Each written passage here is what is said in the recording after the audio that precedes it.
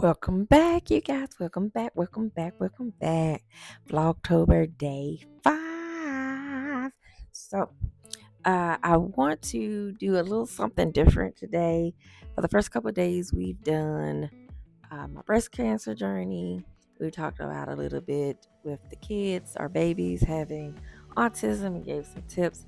But today, I want to do something where we talk about some of the things that we enjoy. Not that we don't enjoy our babies, and we surely don't enjoy breast cancer, but I just wanted to come from a different place and show you something that we love to do, which is traveling, more specifically cruising. So, in the first couple of clips, you'll see the one and only time that we've only been able to take the babies with us, and it was just to test the waters to see how they would do, and see if it would be something that they would enjoy. And to be honest, it was too short. My son was sad when we were taking him off the ship. So I know we need to go back. And as you can see, I don't even think Aurora was walking at this point. So, and she's getting ready to be 8 next month. So that tells you it's been way too long.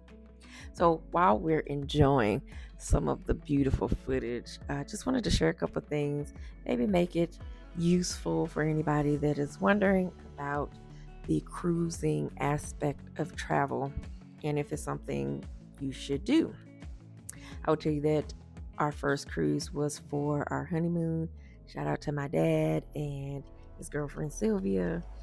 More specifically, my dad's girlfriend Sylvia, because I want to say that she gave him the suggestion to give us a cruise for our anniversary, for our honeymoon. So thanks, because had they not, we probably would not have been on as many or even started the cruising aspect of travel.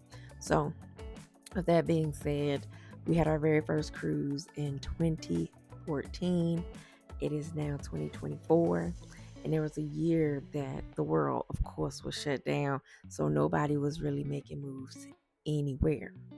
So in those, 10 years, so you might as well say 9, we have accumulated over 17 cruises.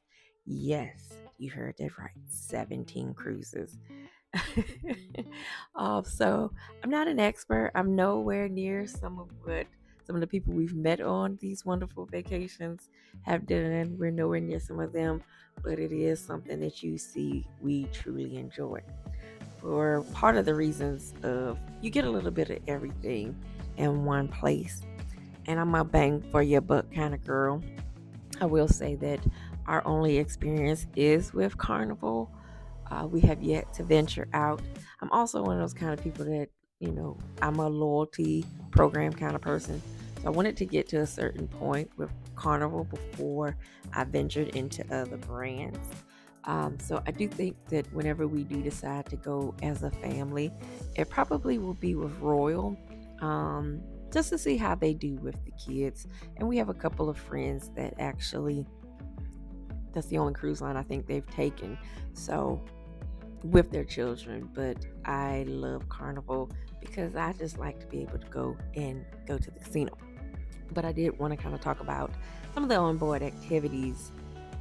You'll see throughout this video that depending on who I'm cruising with, the different things that I've done. So when we first started cruising, we only really just did like the beach. We didn't do a whole lot of excursions and going to sightsee. We pretty much kept it to like, okay, we're just gonna go put our feet in the water, grab a drink, wherever, get some free Wi-Fi at whatever bar, and talk to our kids.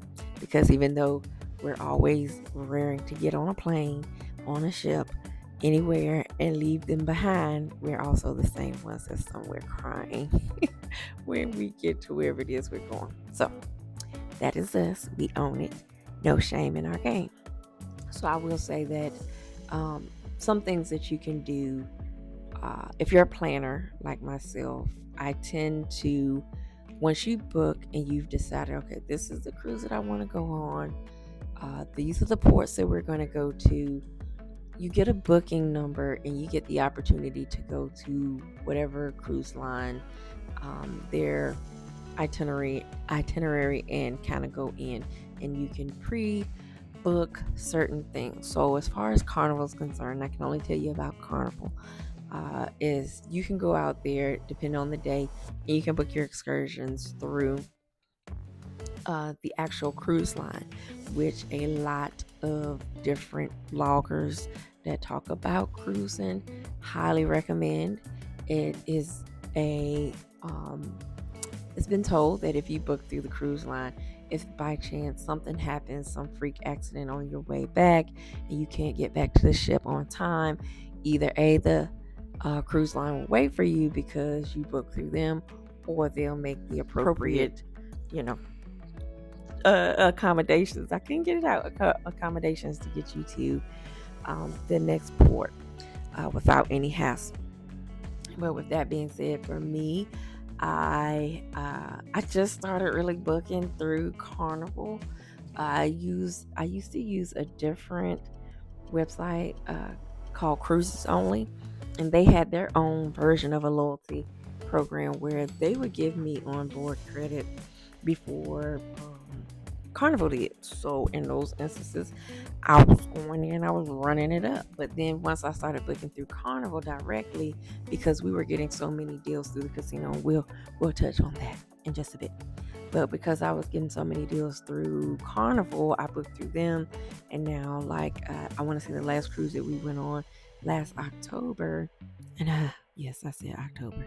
It's been a year. I haven't seen a ship, a plane, sand, or cold fruity drink in a year. But okay, stay on task. Uh, the last cruise we went on, I had free drinks. So basically, I had their drink package throughout the ship for free. Marquis could drink for free in the casino. We got free reservations to one of their per charge restaurants, upcharge restaurants.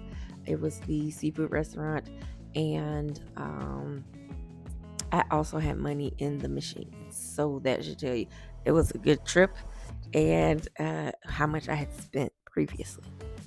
But with all that being said, so you can do those things if you're somebody who wants to have it prepaid. I try to prepay as much as I can before we leave, because a lot of times the money that you have in your pocket, you want to use it to pick up little trinkets, either for your kids or for your nanas or your sis or whoever, just to be able to have that money in your pocket to be able to kind of maneuver with. So that is one of the tips I would recommend, is once you have made it official, whether you're booking directly with the cruise line, or if you are excuse me, actually booking through a third party, but they'll still give you the cruise line's booking number. You come to their website, you put it in, and you can start, planning out those things that you want to do. I know that the first night for a Carnival ship, they always give, if you book a reservation with their steakhouse, it comes with a free bottle of wine, which if you already have the drink package in, it is what it is. But if you're not, if you're somebody who's like, nope, I'm just going to, pay by the drink. I don't drink that much, so I'm okay if I only have, this free bottle of wine for my entire cruise. Or, I have that bottle of wine and maybe an extra glass. Whatever the case may be, you get a free bottle of wine that first night. Or it's either half off. I think it's half off. Or it's free. It's one of the two. It's somewhere in that realm. But either way, he enjoys going to the steakhouse. So I always book that first night on the ship. We know that that's what we're going to do. And in the case of on Carnival's newest ships, they have a couple of different places that you can pay for a different dining experience. So I mentioned a minute ago where we went to Rudy's Sea Grill. It is a seafood restaurant. It is thebomb.com. So if you are traveling soon and on a ship that has it, go. If you are thinking about it, go. And I come from the land of seafood. I am from the Chesapeake Bay area, and we know seafood and seasoning. And when I say it is worth whatever cost you pay, it was par excellence. Okay. So back on the subject, you can book those there. You can also do your excursions if you want. I've done a couple excursions through um, Carnival, so I won't make it seem like I only book through a third party. That is not the case. I have booked some, especially if we're going somewhere like we did their private island, Half Moon Key, and we have gone to the Dominican, and both places they offer a free, not a free, why did I say free? You can book a cabana through them that, when you don't have to worry about where am I going to sit, what am I going to do. Um, it's really a really nice experience. So we've done that 3 times. I did not include that in this video, but maybe later before the month is out, I'll do some more where I actually show some of the cabanas and the experience. And the last cabana we got, and that was last May, I think, when we traveled in May or March, it had a hot tub on it.